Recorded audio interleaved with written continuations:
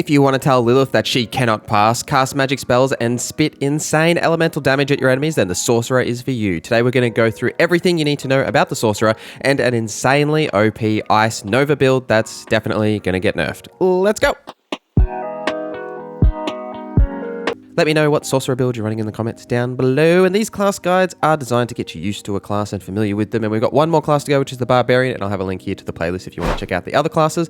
But we'll start with a little overview of the Sorcerer. Now, the Sorcerer as a whole is a high damage, mostly long range class that deals a lot of elemental damage, which in turn gives you a lot of status effects to deal and a lot of CC.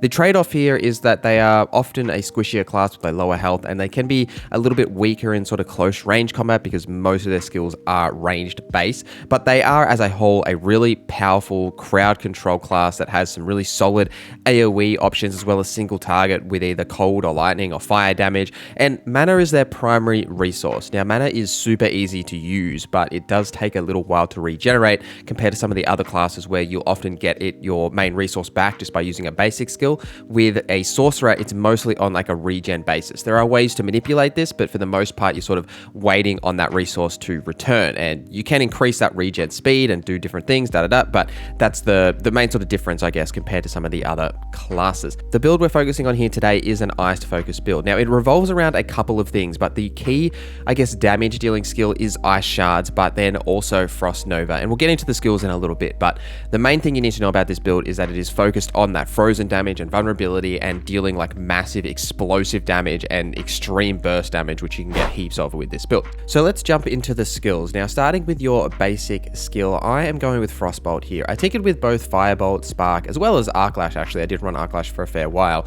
but I sort of found that because, you know, we're using an ice focused build here, and for the most part, you want to stay at range with Ice Shards, that Frostbolt just sort of fit the theme for this build more, plus the benefits you get for chilled and frozen enemies, which is beneficial for some of the passives that we're using much later down the line in the tree as well. But we went with this line, we enhanced it and went glinting, so you generate mana when hitting enemies that are chilled or frozen, which is important because we're also going to be chilling and freezing most enemies, and you can get that mana back pretty quickly. Into the core line, the main stat here is the Ice Shards. Now, you want to maximize this and level this up as hard as possible, enhance it, and then go greater Ice Shards where you have a barrier active. Cast of Ice Shards treat enemies is if they are frozen, and what that means is because Ice Shards have a 40% chance to ricochet to another target when they are frozen. So if you have a barrier active, it's treated like that and it will ricochet to other targets. You can generate yourself a barrier with Ice Armor, so Ice Armor will form a barrier around you for a period of time. Now, we're not really leveling this up too much. I wouldn't worry about putting too many skill points into this until much later down the line. You're really just using it for that barrier that you do get, as well as the damage bonuses for something like Ice Shard. But what I would be leveling up in the defensive line is Frost Nova. This is a huge burst damage that will freeze all the enemies around you, and it will make them vulnerable, and it will deal a heap of damage when you do pop this off. So absolutely grab this and enhance it, and then Mystical Frost Nova so that your enemies will be vulnerable for a period of time, and then 6 seconds for bosses that will make them vulnerable. Moving down into the Conjuration line, definitely pick up the Hydras here, enhance them, and go Invoked. So after you critically strike, your Hydras gain a 30% critical strike chance as well. The Hydras are great, like they deal heaps of damage, and it's absolutely well worth having for a build like this. And then as we move further down, there isn't really anything in the Mastery line that's sort of worth picking up. Like, we're not running Blizzard. You can definitely grab the Icy Veil, Cold Front, and Snap Freeze passives later, but they're not necessary at the beginning. What is necessary to get yourself sort of through that sort of skill point is putting all of those points into Frost Nova and into Ice Shards, and then picking up some of the passives like, say, Glass Cannon, so you deal more damage but you also take more damage. Like, that's important to grab, as well as Devastation to increase your mana. But then the further you sort of get in the line, you can grab things like Precision Magic, Align the Elements, Mana Shield, and Protection. But they're a little bit later, but if you need those extra points to sort of get yourself down into the ultimate section, then definitely do that. But in the ultimates, we're not actually grabbing an ultimate, we're just grabbing the cold passives here. So something like Burning Frost, Icy Touch, Hoarfrost, but the main one is Frigid Breeze. So you have on Lucky Hit, a cold damage against vulnerable enemies has a 20% chance to generate 15 mana. Now, the more Lucky Hit you have by something even like Precision Magic or anything you have on your gear will increase that percentage to generate you more mana, and the more mana you have, the more Ice Shards you can get off, and that Ice Shard damage dealing is the main thing that you want to do, so getting more of them off is very important. For your key passives, Avalanche is the key passive to grab here. So on lucky hit, your frost skills have a 10% chance to consume no mana and deal 40% extra damage. The main one here that we're using is Ice Shard, like we're not using Frozen Orb or Blizzard. But the main thing here is that Ice Shard and the fact that it doesn't cost you anything, but also that damage increase. And you want to increase that lucky hit chance as much as you can, but that is a huge passive ability to sort of grab. And then when you've sort of got these skills sort of set up, then you can start investing more into the passives like we've talked about with those key passives in the ultimate line or some of the other ones in the conjuration line or even up in the defensive line with something like Glass Cannon or Devastation. But the main focus here is really on skills and then later down the line picking up those passives when you do have the option to. But dumping all of those early skill points into Ice Shard will absolutely see you have a lot of success, as well as Frost Nova, because of the amount of just raw damage potential they do, even without actually having any legendaries in the early stages of the game. The Sorcerer's class specialization is a little different to other classes as it doesn't show up on the character panel. You actually need to go into the skill assignment in order to view it. Now in here, you will have an enchantment slots. You actually have 2 enchantment slots that you can't use. You will need an actual skill unlocked in order to place something in there. Now at level 15, you do unlock the quest. You need to go do that quest in order to get the class specialization. But we are running Fireball as the first one, which will cost you 1 skill point. But we're not actually using the skill Fireball, though you could like to if you do want to. But we're using this because when you kill an enemy, they explode into a Fireball for 50% of its damage. So Fireball doesn't do like heaps of damage because we're not investing into fire really at all as a whole, but there's just that amount of raw damage that you do get, especially AoE, is actually a lot. And I think that combining that with something like Frost Nova is why this build is going to get nerfed, because Frost Nova does heaps of damage on its own when it like marks targets for you, and then you can dump the Ice Shard charges into it, and then you got something like Fireball, which just does a huge amount of damage on top of that. It just sort of like spreads into this massive damage from that enchantment that you get heaps of.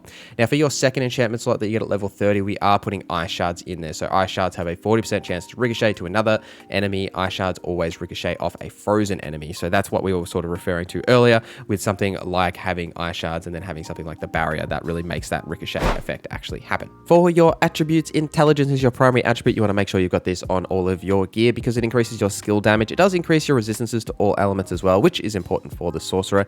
Secondary stats, you're looking at probably willpower to increase your resource gen for mana. It's probably more important here than most of the other classes because of how mana heavy sorcerers are. So definitely willpower is nothing to sneeze at. And then like thirdly, maybe if it's on gear, it's not so bad, and that's dexterity for increased crit chance and increased dodge chance. But intelligence is absolutely the primary, and then willpower is definitely a close second because of the resource gen, but definitely look for intelligence on all of your gear. Moving on to gear and legendaries, there is really 2 legendaries that I would consider getting as your sort of leveling, but this build functions without them, but you should definitely go pick them up when you do have that option. The first is the offensive aspect of Piercing Cold. Now what this will do is improve your Ice Shard so that it will pierce. It will deal less damage per subsequent hit, but it will pierce through enemies and make it even more of an AoE ability because it will deal damage in that direct line without getting stuck on a target. So it will increase your overall damage potential because of that.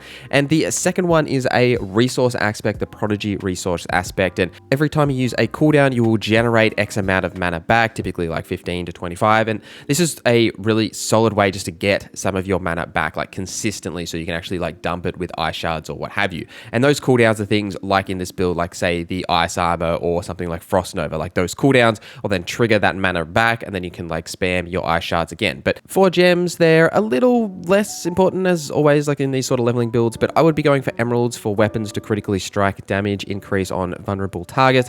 For armor, probably something like ruby to increase your maximum life, and then anything for resistances, say diamonds, to increase your resistance for jewelry. But for the most sort of a part where you're leveling, gems don't matter as much. It's sort of when you get into that end game, which we've talked about in other videos as well. Some sorcerer tips for you guys. Now, the sorcerer is another one of those classes that can wield a 2-handed weapon, in this case a staff, or have 2 one-handed weapons being like a wand and a focus.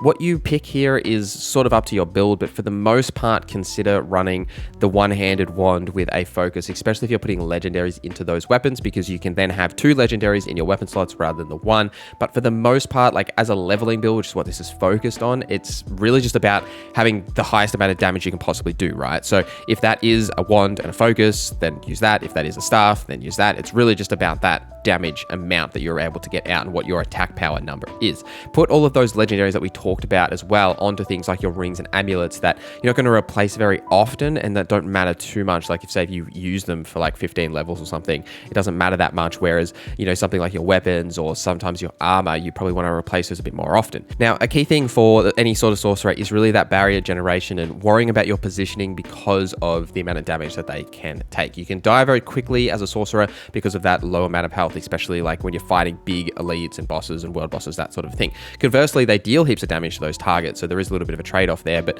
really managing your ice armor and your barrier is super important to decide when you're going to use those, because you can use ice armor as an offensive ability, but we're sort of focusing here, especially as you're leveling, using it as a defensive ability where possible if you do need it. But also teleport is really that get out of jail free card. Like if you get stuck, which is a huge issue for a sorcerer, like if you get stunned or you get trapped, that sort of thing, you really need to be able to get out of that position because you will take damage and you want to avoid as much of that as possible. And that's why we're focused on this sort of ranged aspect, right? So that you can deal as much damage at range and then you just like sort of drive by with your Frost Nova when you do need to actually deal that close range melee damage. But let me know your thoughts down in the comments below. I apologize for my voice today. I will hopefully be better tomorrow. But thank you guys for watching this video till the end. Thank you to our members for supporting the channel. My name is Norza and I hope you have a great day.